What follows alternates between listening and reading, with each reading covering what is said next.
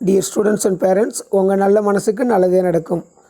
இப்போ தமிழ்நாடு மெடிக்கல் கவுன்சிலிங்கில் BMC course, அதில் உங்களுக்கு வந்து பேராமெடிக்கல் சர்டிஃபிகேட் டிப்ளமா கோர்ஸ், அதுக்கு வந்து இப்போ ரேங்க் லிஸ்ட் வெளியிட்டிருக்காங்க. நீங்கள் என்னென்ன கோர்ஸுக்கெலாம் அப்ளை பண்ணின்னு பாருங்கள். இப்போ நீங்கள் மல்டிபர்பஸ் ஹாஸ்பிட்டல் ஒர்க்கர் அந்த கோர்ஸுக்கு அப்ளை பண்ணியிருந்தீங்க அப்படின்னா இதை கிளிக் பண்ணிங்கன்னா அதில் இருக்கிற உங்கள் பேர் அதில் பிடிஎஃப்பில் இருக்கும். அப்படி இல்லைனா டிப்ளமா இன் ஆப்டியோமெட்ரி அப்ளை பண்ணியிருக்கீங்களான்னு பாருங்கள்.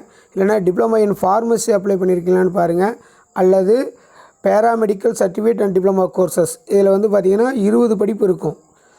இதில் எதுக்கு நீங்கள் அப்ளிகேஷன் போட்டிங்களோ அதை நீங்கள் வந்து கிளிக் பண்ணி பார்த்துக்கலாம். இப்போ நான் வந்து டிப்ளமா இன் ஆப்டியோமெட்ரி போட்டிருக்கேன் அப்படின்னா, இப்போ டிப்ளமா இன் ஆப்டியோமெட்ரி நீங்கள் கிளிக் பண்ணிங்க அப்படின்னா உங்களுக்கு அந்த பிடிஎஃப் வந்து ஓப்பன் ஆகும். அந்த பிடிஎஃப் ஓப்பன் ஆச்சுன்னா உங்களுக்கு அதில் இருக்கக்கூடிய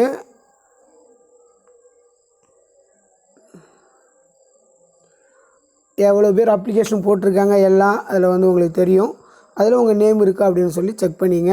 இந்த வாரத்துக்குள்ளார உடனே கவுன்சிலிங் ஆரம்பிக்க போகுது.